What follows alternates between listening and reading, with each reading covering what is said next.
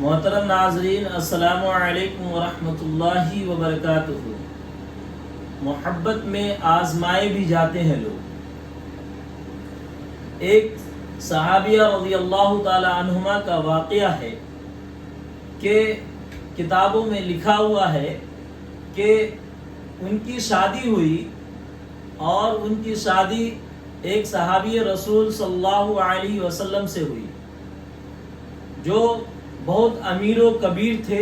مال و دولت کی بہت فراوانی تھی اور کسی طرح کی کوئی کمی کوئی پریشانی ان کے گھر میں نہیں تھی۔ ان کی شادی ہوئی اور ماشاءاللہ یہ صحابیہ رضی اللہ تعالی عنہما، ان کی خوبصورتی، ان کے حسن و جمال سمجھیے کہ اللہ تعالیٰ کی طرف سے دیا ہوا ایک خوبصورت تحفہ تھا۔ خوبصورتی بھی بہت عجیب تھی، اور جب یہ شادی ہو گئی تو دونوں ایک دوسرے کے ساتھ بہت خوش رہ گئے تھے۔ دونوں میں محبت بھی ہو گئی تھی اور بیوی جو ہے شوہر کی خدمت بھی کرتی تھی اور سب کچھ بہت اچھا تھا۔ گھر میں نہ کوئی کمی ہے، نہ کوئی پریشانی ہے، نہ کسی بھی بات کی کوئی دقت ہے، بہت اچھا چل رہا تھا، سب کچھ ٹھیک ٹھاک چل رہا تھا۔ ایک دن اچانک رات میں شوہر پانی مانگتا ہے اپنی بیوی سے، اور جب وہ پانی لے کے جاتی ہیں تو جیسے وہ پانی لے کے جاتی ہیں اس سے پہلے ان کے شوہر کو نیند آ گئی ہوتی، وہ سو گئے تھے۔ جیسے وہ سو گئے تو یہ پانی لے کے جب پہنچی تو پھر وہ دیکھی کہ میرا شوہر سو گیا ہے، تو پھر اس کو اٹھانا گوارا نہ ہوا اور ان کو لگا کہ میں اگر ان کو اٹھاؤں گی تو ان کا نیند خراب ہو جائے گا، یہ پریشان ہو جائیں گے، اس لیے یہ پانی کا پیالہ لے کر کھڑی رہی اور اس طرح سے کھڑی رہی اور کھڑی رہتے رہتے وقت گزرتا گیا اور آدھا رات سے زیادہ گزر گیا۔ جب اس کے شوہر کی نیند کھلی، آنکھ کھلی، جب وہ اپنے سامنے اپنی بیوی کو پانی کا پیالہ لے کر کھڑی دیکھا تو بہت حیران ہوئے اور بہت خوشی بھی ہوئی کہ اتنی با وفا عورت اور اتنی خدمت گزار عورت کہ اس سے جو میں نے پانی مانگا تھا وہ پانی لے کر اب تک کھڑی ہے۔ پھر اس نے پانی لیا اور پیا، اور پینے کے بعد وہ کہتے ہیں کہ بولو آج تم کو کیا چاہیے، مانگو، آج میں بہت خوش ہوں، تم جو مانگو گی وہ ہم تم کو دیں گے انشاءاللہ۔ پھر اس کی بیوی کہتی ہے کہ اچھا ٹھیک ہے، آپ اپنے بات میں پکے تو ہیں نا، جو مانگوں گی وہ آپ دیجیے گا تو؟ شوہر بولتے ہیں کہ بالکل دیں گے، تم مانگو کیا مانگنا ہے۔ اب آگے سماعت کیجیے گا اور بہت غور سے اس بات کو سنیے کہ بیوی مانگتی کیا ہے۔ جب بیوی نے اپنی فرمائش ان کے سامنے رکھی اور اپنا ڈیمانڈ رکھا تو شوہر سن کر ایک دم بے چین ہو گیا، پریشان ہو گیا، اور اس کی تو جیسے لگی کہ سانسیں بند ہو جائیں گی۔ اس طرح کا مطالبہ، بیوی کہتی ہے کہ مجھے طلاق دے کر فارغ کر دیجیے۔ یہ بات بالکل سمجھ میں نہیں آ رہی تھی۔ جب وہ سنے تو کہے اتنی خدمت گزار بیوی، اتنی نیک پرہیزگار بیوی، خوبصورت بیوی، خوبصیرت بیوی، اور اس کے بعد یہ مطالبہ، یہ بات سمجھ میں نہیں آ رہی تھی کہ یہ مطالبہ کیوں ہے۔ پھر وہ کہنے لگتے ہیں کہ کیا مجھ سے تم ناراض ہو؟ میں نے تم کو کوئی تکلیف پہنچائی ہے، تمہارا دل دکھایا ہے، یا تمہارے بھروسے کو توڑا ہے، یا ہم سے کوئی شکایت ہے، ہم سے تم ناراض ہو؟ بیوی کہتی ہے بالکل نہیں،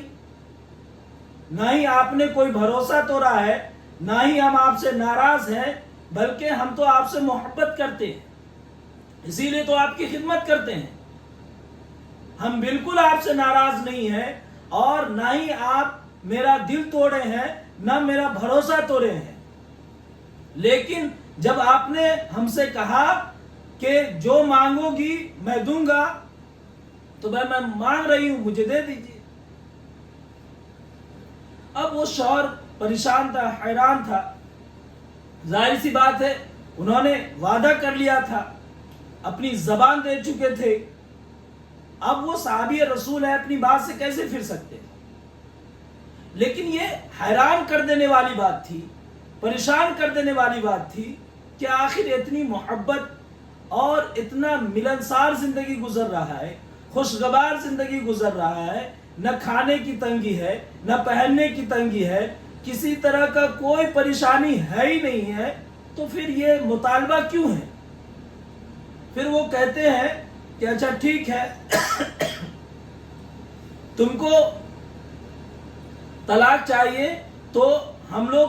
حضور صلی اللہ علیہ وسلم کے پاس جاتے ہیں، وہ جو فیصلہ کر دیں گے وہ ہم دونوں مان لیں گے۔ ان کی بیوی کہتی ہے کہ اس سے بہتر کچھ نہیں ہو سکتا۔ پھر وہ دونوں رات کو سو جاتے ہیں اور صبح جانے کی تیاری کرتے ہیں۔ تو جیسے گھر سے نکلتے ہیں، گھر سے نکلتے ہی شوہر کا پاؤں پھسل جاتا ہے اور وہ زمین پر گر جاتے ہیں۔ جیسے زمین پر گرتے ہیں ان کے بدن میں چوٹ آ جاتی ہے، خون نکلنے لگتی ہے۔ اب یہ جیسے یہ دیکھتی ہے ماجرا اس کی بیوی، تو فوراً اپنا دوپٹہ پھاڑ کر کے اور اس کو مرہم پٹی کرنے لگتی ہے۔ اس کے بعد جو ہے وہ کہنے لگتی ہے کہ چلیے گھر چلتے ہیں، اب ہم کو آپ سے طلاق نہیں چاہیے۔ اب پھر اس کا شوہر پریشان، حیران ہو گیا، اور وہ کہنے لگے حیران ہو کر کے کہ جب تم نے طلاق کا مطالبہ کیا تھا تب بھی مجھے سمجھ میں نہیں آئی تھی، اور پھر جب آپ کہہ رہی ہو کہ طلاق نہیں چاہیے تو پھر اب بھی نہیں سمجھ میں آ رہا کہ کیا معاملہ ہے، کیوں تم طلاق لینا چاہ رہی تھی اور کیوں اب تم کہہ رہی ہو طلاق نہیں چاہیے۔ وہ کہتی ہے کہ چلیے پہلے اپنے گھر چلیے، اس کے بعد وہاں بیٹھ کر ہم سکون سے بتائیں گے آپ کو۔ چنانچہ یہی ہوتا ہے، وہ اپنے گھر کو جاتے ہیں اور پھر جب وہاں جا کر کے بیٹھتے ہیں تو شوہر کو بڑی جلدی ہوتی ہے۔ وہ کہتے ہیں کہ بتاؤ کیا بات تھا۔ پھر ان کی بیوی کہتی ہے کہ میں نے آپ کی زبان سے ایک مرتبہ یہ حدیث سنی تھی، وہ حدیث یہ تھی کہ ایمان والوں کو اللہ کے راستے میں چلنے سے اس کو پریشانی ہوتی ہے، اس کو طرح طرح کی پریشانیاں اٹھانی پڑتی ہے، تکلیف اٹھانی پڑتی ہے۔ جو اللہ کا نیک بندہ ہوتا ہے اس کو آزمائشوں سے گزرنا پڑتا ہے، اس کو تکلیفوں سے گزرنا پڑتا ہے، اس کو پریشانیوں سے گزرنا پڑتا ہے۔ جبکہ میں دیکھ رہی ہوں کہ آپ کے گھر میں کوئی پریشانی نہیں ہے، کوئی تکلیف نہیں ہے، کوئی گھبراہٹ نہیں ہے، کسی طرح کی بھی کوئی تنگی پریشانی کا کوئی نام و نشان نہیں ہے۔ ہمیں آج تک احساس نہیں ہوا کہ کوئی بھی کمی ہے اس گھر میں۔ اسی لیے میرے دل میں یہ بات آئی کہ شاید ہو سکتا ہے کہ میرے خاوند کے اعمال میں کوئی گڑبڑی ہو، کوئی ان کے عبادت میں گڑبڑی ہو، اور یہی بات ہم کو تکلیف دے رہی تھی کہ آخر کون سی بات ہے، شاید ہمارے شوہر سے خدا راضی نہیں ہے یا ان سے محبت نہیں کرتا خدا، اس لیے یہ سب بات ہمارے دل میں چل رہا تھا۔ اسی لیے میرے دل میں یہ بات آئی کہ اگر خدا ان سے ناراض ہے، اگر خدا ان سے محبت نہیں کرتا تو پھر میں ان کے پاس کیوں رہوں، پھر میں ان کی خدمت کیوں کروں۔ یہی سوچ کر جب آپ نے ہم سے کہا کہ جو مانگو گی میں دوں گا، تو مجھے لگا کہ اس سے اچھا موقع کوئی نہیں ہے، ہم مانگیں گے وہ دے دیں گے۔ لیکن جب ہم لوگ گھر سے نکلے تھے اللہ کے نبی صلی اللہ علیہ وسلم کے یہاں جانے کے لیے، وہ اللہ کا راستہ تھا، اللہ کے لیے جانا تھا، اسی لیے اس راستے میں جب آپ کو تکلیف پہنچی، جب آپ کو غم پہنچی، جب آپ کو مصیبت پہنچی، جب آپ پریشان ہوئے، تو اس بات کا یقین ہو گیا ہم کو کہ آپ کو جو آسائش ملی ہے، جو آپ کو مال و دولت ملا ہے، وہ اس لیے نہیں کیونکہ آپ سے اللہ ناراض ہے، نہیں، یہ ہمارے دل میں جو خدشہ تھا، جو شک تھا، وہ وہاں سے مٹ گیا، دور ہو گیا، کہ جو آپ کو مال و دولت آئی، اتنی آسائش ہے، وہ اللہ کی ناراضگی کی وجہ ہے، نہیں بلکہ اللہ تعالیٰ آپ سے راضی ہے چونکہ آپ کو پریشانی ہوئی، چونکہ آپ کو تکلیف پہنچی، آپ کے جسم سے خون نکلا۔ قربان جائیے اس عورت پر جو اس طرح کی بات سوچ رہی ہے۔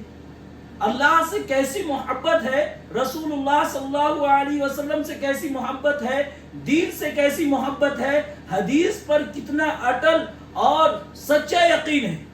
کیونکہ وہ جانتی تھی کہ زمین آسمان ریزہ ریزہ ہو سکتا ہے، لوگ جھوٹ بول سکتا ہے، سورج ادھر سے ادھر ہو سکتا ہے، چاند اپنے وقت سے نکلنا بند ہو سکتا ہے، سورج اپنے وقت سے نکلنا بند ہو سکتا ہے، دنیا کی ہر چیزیں ریزہ ریزہ ہو سکتی ہے، لیکن نبی صلی اللہ علیہ وسلم کا فرمان کبھی جھوٹ نہیں ہو سکتا، کبھی جھوٹ نہیں ہو سکتا۔ اس بات کا یقین تھا، اسی لیے ہمارے دل میں، اس عورت کے دل میں یہ بات آ رہی تھی کہ شاید ہمارے شوہر کے کردار میں ہی کوئی مسئلہ ہے۔ قربان جائیے، آج ہمارے گھر میں بھی عورتیں ہیں، آج ہمارے گھر میں بھی بیٹیاں ہیں، ان کی تربیت کیسی ہو رہی ہے اور ہم لوگ ان کی تربیت کیسے کر رہے ہیں، ہم سب کو اچھی طرح پتا ہے۔ نہ نماز کی فکر ہے، نہ قرآن کی فکر ہے، نہ حدیث کی فکر ہے، نہ شریعت کی فکر ہے، کچھ نہیں، بس یوں ہی زندگی گزارے چلے جا رہے ہیں۔ سمجھ میں نہیں آتا کہ زندگی گزارنا کیسے ہے، اللہ کو خوش کیسے کرنا ہے، نبی صلی اللہ علیہ وسلم کے طریقے پر کیسے چلنا ہے، نہ اس کی ضرورت محسوس ہوتی ہے اور نہ ہی اس کو سیکھنے کی کوشش کرتے ہیں۔ کسی شاعر نے بہت اچھا کہا ہے، ذکر دنیا کر کے دیکھا ہے، فکر عقبہ کر کے دیکھ، سب کو اپنا کر کے دیکھا ہے، رب کو اپنا کر کے دیکھ۔ رب کو اپنا کر کے دیکھیے، پھر دیکھیے آپ کی زندگی میں کتنی خوشی آتی ہے، کتنی زندگی سکون میں آ جاتی ہے، آپ کے زندگی سے پریشانی کیسے ایک ایک کر کے ختم ہو جاتی ہے۔ آپ اللہ سے لو لگا کر کے دیکھیے۔ آج ہمارے معاشرے کی جو حالت ہے اس میں سب سے زیادہ کردار عورتوں کا ہے۔ ہماری مائیں اور بہنیں معاف کر دیں مجھے، میں اس بات کو بڑی تکلیف کے ساتھ کہہ رہا ہوں کہ جو بھی معاشرے میں آج ہو رہا ہے اس کی سب سے زیادہ ذمہ دار عورت ہے، خواتین ہے۔ انہوں نے اپنی ذمہ داری کو نہیں سمجھا، انہوں نے اپنے فرائض کو نہیں سمجھا، وہ بچے کی اس طرح تربیت نہیں کر رہی ہیں جس طرح کرنے کا حکم ہے، جس طرح کرنا چاہیے۔ اسی لیے آج بچہ بے-رحمی کا شکار ہے۔ آج ہمارے بچوں کو دیکھ کر یہ لگتا ہی نہیں کہ یہ مسلمان ہے یا پتہ نہیں کیا ہے۔ بڑے معذرت کے ساتھ میں یہ لفظ کہہ رہا ہوں، پتہ نہیں چلتا ہے کہ وہ کون ہے، وہ محمد صلی اللہ علیہ وسلم کا کلمہ پڑھنے والا ہے یا کوئی اور ہے، وہ حضور صلی اللہ علیہ وسلم کا امتی ہے یا کوئی اور ہے، پتہ نہیں چلتا۔ آج ہم سب کو دین سمجھنے کی ضرورت ہے اور اپنے بچے کی اچھے سے اچھی تربیت کرنے کی ضرورت ہے۔ ہم تربیت اچھی نہیں دے رہے، ہم بچے کو ماحول اچھا نہیں دے رہے، گھر کا ماحول اچھا نہیں بنا رہے ہیں۔ دعا کرے اللہ تعالی ہم کو اور آپ کو اور پوری امت مسلمہ کو اللہ تعالیٰ صحیح سمجھ عطا فرمائے، اللہ تعالیٰ دین و دنیا اور آخرت کی فکر کرنے کی توفیق عطا فرمائے، اللہ تعالیٰ ہم سب کو نیک صالح اولاد عطا فرمائے، اللہ تعالیٰ ہم سب کو صحیح راستے پر چلنے کی توفیق عطا فرمائے۔ وآخر دعوانا ان الحمد للہ رب العالمین۔